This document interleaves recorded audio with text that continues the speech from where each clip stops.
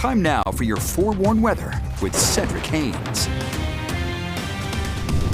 All right, happy Thursday, everyone. Let's kind of review our Wednesday evening, and I want to thank Marlene for sharing this nice photo, beautiful photo with us here of the sunset yesterday evening. This is over the Kaysville area. Notice the sun there in the background setting below the horizon, but look at the beautiful sky. We've got those high, thin cirrus clouds kind of wisping through the sky there a little bit, making for just an absolutely gorgeous sunset yesterday evening. Hope you had a chance to get out there and enjoy it. If not, Marlene made sure we had a chance to capture it and show it to you this morning. All right, look at these temperatures out there. 37 degrees in Logan. We've got 33 in Heber and Vernal, 39 in Price, 38 in Milford. But a lot of folks are in the 40s this morning, including the Wasatch Front down towards portions of Castle Country. So it's not a bad start again today.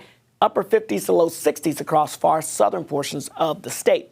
High pressure, when that thing is sitting over you, we're talking sinking air. That means no clouds can form, and if you don't have any clouds forming, you're not going to see any rain chances developing out there, and we're going to be staying put under this high pressure.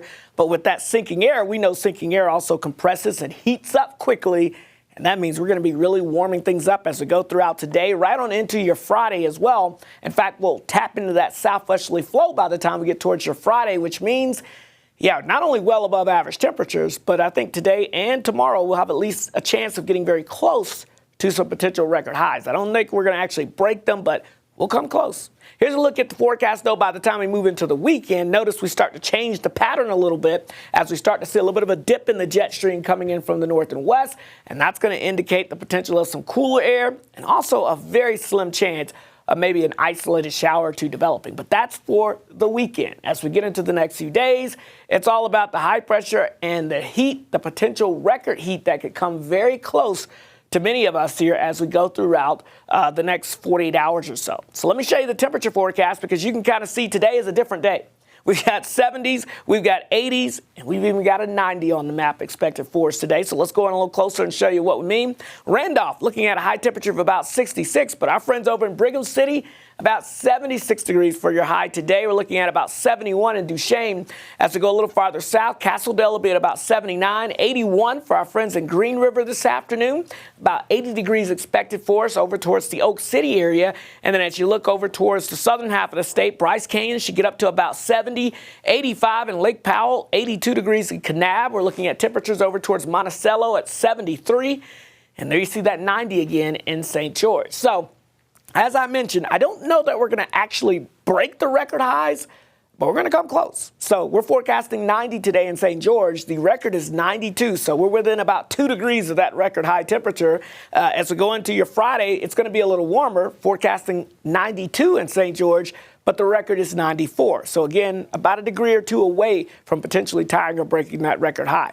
Salt Lake City, we're also going to be on record watch. 79 is what I'm forecasting today. The record high today is 81 degrees. So we're pretty close to it, within a couple of degrees.